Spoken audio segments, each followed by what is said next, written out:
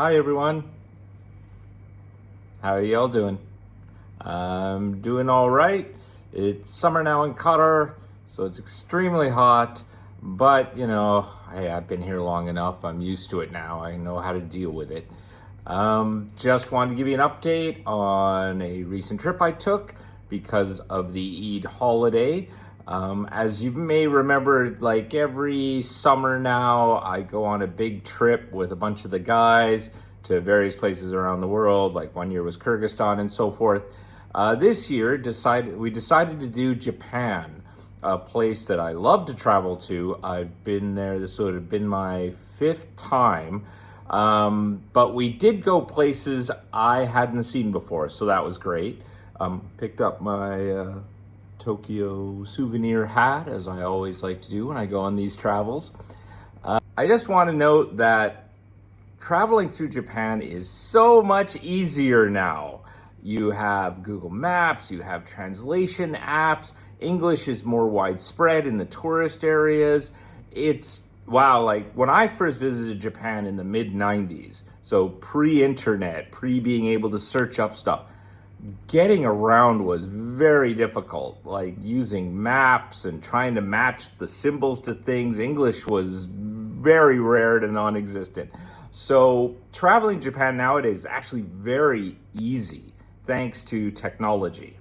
I actually left a couple of days before the rest of the guys and went to Tokyo ahead of time just so that I could, try out a few things that I wouldn't be able to do with them. They are all Muslim, so of course drinking alcohol and things are just not gonna happen. So I went a couple of days in advance, tried a bit of sake, tried some Japanese whiskeys, which are now, getting very well known for being very good. And I also went and had ramen. You might not think, okay, well, what's the big deal with having a bowl of ramen? Well, in Japan, typically ramen is made with a pork broth. So, of course, Muslims can't eat it. They would have to search out vegan ramen, halal ramen, when there are restaurants that do provide that. But for the real ramen experience in Japan, it's a pork broth. So I went to a fairly well-known restaurant called Ichiran, stood in line for a while. This place was not fancy. I mean, all they do while you're waiting in line is they hand you a piece of paper for you to place your order. Now, you're getting a bowl of ramen. That is all this place sells. Like, that's it. It's more a matter of what's the firmness of the noodles? Do you want certain garnishes with it? How spicy do you want it? And so you fill that out, you hand it back to them while you're waiting in line, and then you sit down basically at a booth with just a very small booth, about as wide as you, with a couple of small walls so you don't really see the people next to you. And there's like a small window that goes up to about there, and they'll raise it and some arms will grab your paper. You don't even see the waiter. You don't see their face. And then they close it again and they come back in a little while with your ramen and your drink. And that's it. That is how this restaurant works. So I don't think there's a single table in the restaurant. It is literally just all these little mini booths.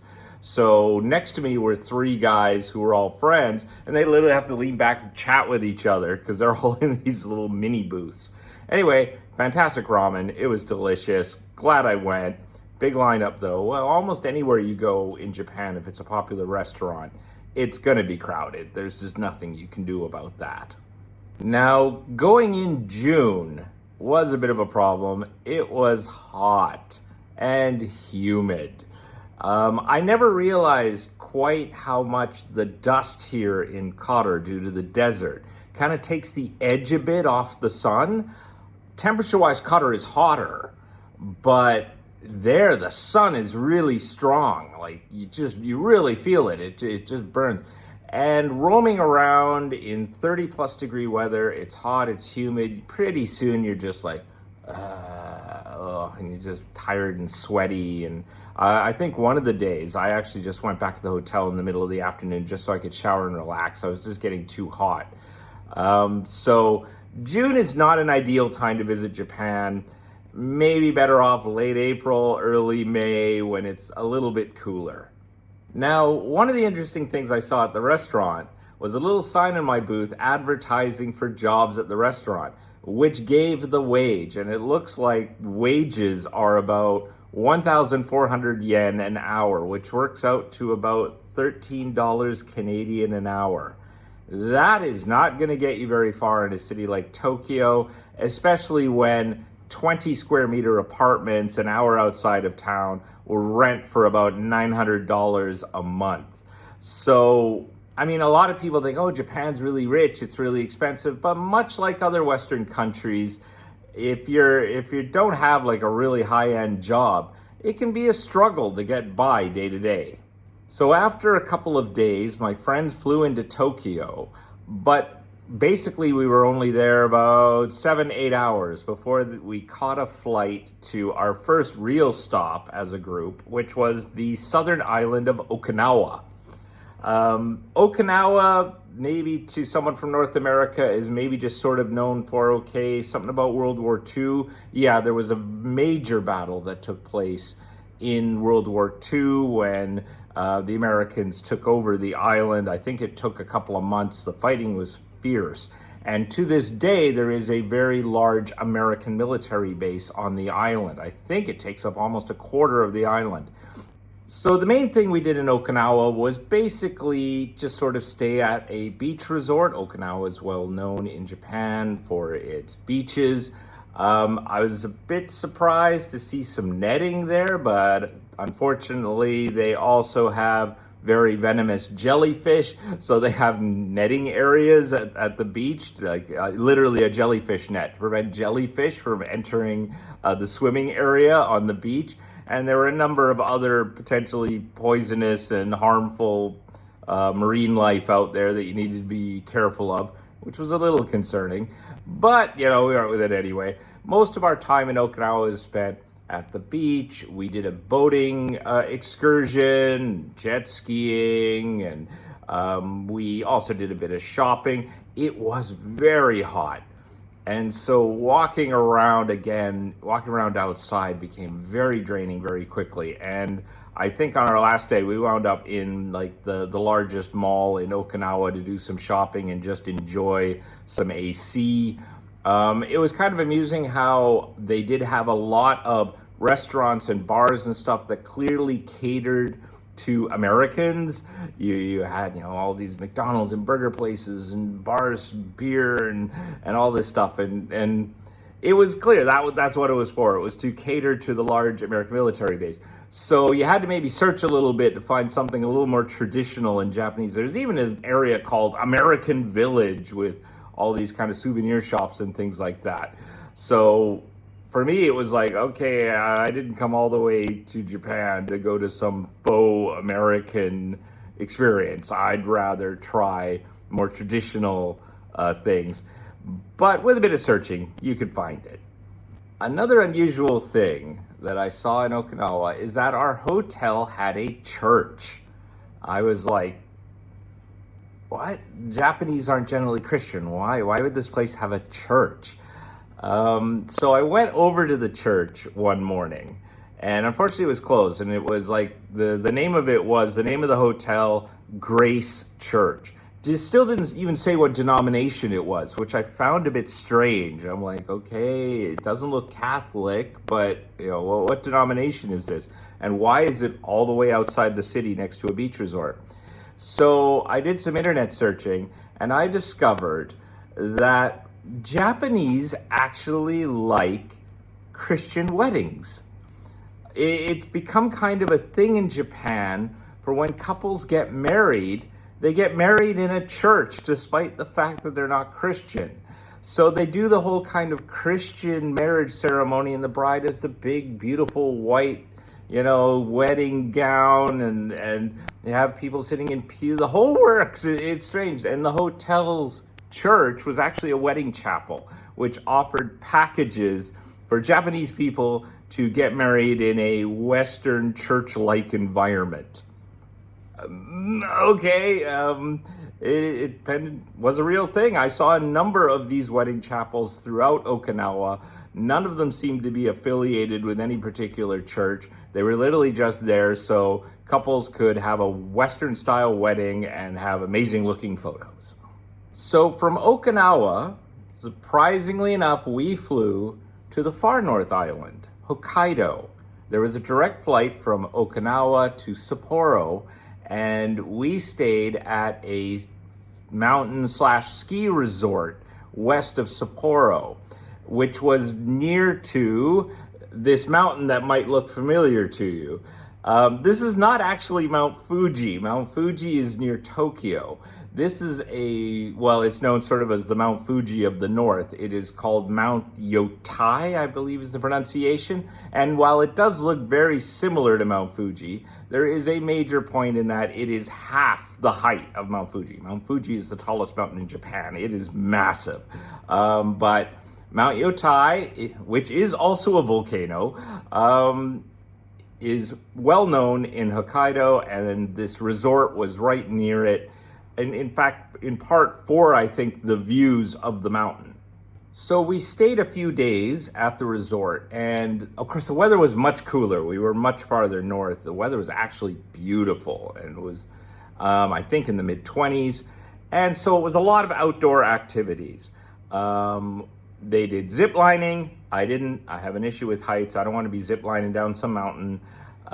They did this sort of tree climbing thing. Yeah, again, wasn't doing that.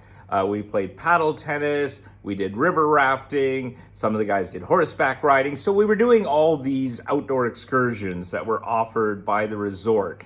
And we also went into the nearby town briefly. It's a small town, about 15,000. There wasn't a lot to see. And then just had nice relaxing time chilling at there were two hotels, like one right next to each other. So we kind of jumped back and forth between them to enjoy whatever amenities they had. River rafting was interesting. It was, I think they call it a grade 1 river. So, it wasn't like a very dangerous river. Little kids could go on the rafting excursions. But still, it was interesting to do, and it was really nice going down the river and having these beautiful views of Mount Yotai in the background. Okay, I'm trying to keep this brief. I don't want this to go over 20 minutes. So after a few days in Hokkaido, we flew back to Tokyo. Now, this was where, for the guys, was, for many of them, their first time in Tokyo, because we were in Tokyo only a few hours before heading to Okinawa. So we had a few days to enjoy Tokyo. Of course, I did a lot of the standard things. I went to the Sonnoji Temple in Asakusa. Again, though, it was hot. It was very hot and sunny. I went early in the morning, but even then, it was still uncomfortable to walk around. But anyway, went to the temple, saw the site, did the fortune telling with the sticks that you can do at the temple there. And just one thing of note, a lot of people look at these temples and things and go, oh, this must be so old and so forth. But if you actually look at the signs, it's pretty straightforward. Pretty much anything that is not made of stone is no older than 1945. Unfortunately, World War II did destroy vast swaths of Japan.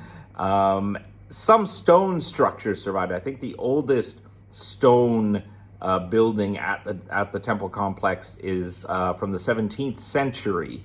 But for the most part, everything you see was rebuilt. The entire city of Tokyo had to be rebuilt twice in the 20th century. It was destroyed in 1920s due to an earthquake and massive fire, and then again in World War II. There's very little old stuff survives, but what they rebuilt looks really nice. I mean, it has a real authenticity to it. It looks quite old. The grounds are beautiful, which is surprising given how many people visit the temple, that they kept it in such a nice condition. I also went to Akihabara, of course, the electronic town. I just wandered around a bit. I didn't buy too much. Also did a bit of shopping or went shopping with my friends, helping them out in Ginza, which was the high-end neighborhood we were staying in, or Ueno, or Akihabara, or some people were talking about going to Shibuya and Shinjuku. I didn't bother going out there. That was in the west of the city. It took a a lot more time to get out there. But one of the things I did like was just exploring. Now, Tokyo is crowded, especially at certain times. If you try to take the metro, like those trains will be packed. I never quite saw one to the extent where you had to be shoved into it, but there was at least once where I was trying to take a train and I was literally just trying to find, like when the doors opened, okay, is any one of these got space for me to just kind of squeeze in? Managed to find one. But it's a very crowded city, so that is something you have to bear in mind when you explore. But because of that, you can just, go to any neighborhood and just start wandering around. And you'll find, you'll find something kind of interesting to see. In my just random wanderings, I happened to find a really nice cafe that I enjoyed. A 1920s, 1930s vibe, old songs on the radio, and they maintained it like a library. Like you walked in and then they handed you the menu. They pointed to a thing that said, lower your voice, don't talk on the phone. And then I noticed that everyone's sitting there. It was quiet. Everyone's just quietly working. So it was almost like a library. But it was a beautiful cafe. They didn't do barista coffee. It was just pure roasted beans. You chose one and they would pour boiling hot water through a filter to create your cup of coffee. I think I wound up going there twice just in the 3 days. Then we ended our time in Tokyo having a dinner at Nobu. Now, despite its name, and the founder is Japanese, the Nobu in Tokyo is not the first Nobu. Actually, the first ones were opened in America. But wow, is it amazing. That food was outstanding. I am glad that we had the opportunity to eat there, that my friend was able to get a reservation for a large group of us. To try the various dishes and the sushi and so on and so forth was great. At least for me, because I love Japanese food. A couple of the other guys weren't used to Japanese food, so, some of it was a bit, like raw fish sushi and things like that, and sometimes didn't go over well. I loved it, though. So, running close to 20 minutes, that was the trip. Flew back. I'm only a little jet lagged. It's not too bad. It's a 6-hour time zone difference, so I recovered pretty good. Enjoyed my time. Would love to go back to Japan again, maybe when it's a little bit cooler to make it easier to explore around. But like I said, it's my 5th time being there. I've been to Osaka, I've been to Kyoto, I've been to Hiroshima, I've been to Tokyo many times. But it was nice to see both the far south and the far north for the contrast in how it differed from the major cities. So that's all I have to say. I hope you're all having a good summer, and I'll see you soon.